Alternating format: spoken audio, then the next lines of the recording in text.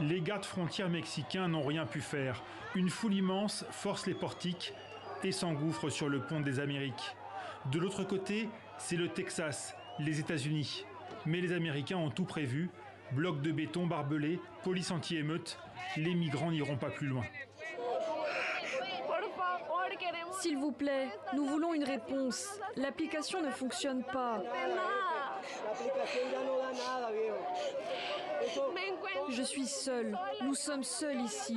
Nous avons été volés et extorqués et nous n'avons pas de réponse. Nous voulons juste entrer pour avoir un avenir et aider nos familles. Rien d'autre. Plus qu'une tentative de passage en force, un geste collectif de désespoir et de colère contre CBP One, l'application pour téléphone mise en place par le gouvernement américain. À l'origine, CBP One devait faciliter et rationaliser les procédures d'asile. Dans les faits, surchargée de demandes, elle ne cesse de tomber en panne.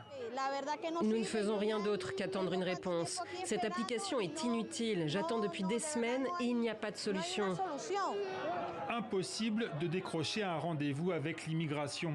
Sans réponse, ces hommes, ces femmes et ces enfants sont condamnés à attendre côté mexicain, dans l'une des villes les plus dangereuses au monde.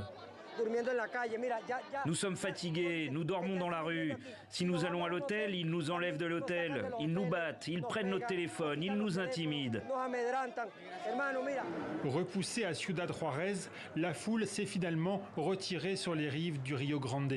Le ministère américain de la Sécurité intérieure a promis de mettre à jour l'application pour simplifier et accélérer les procédures.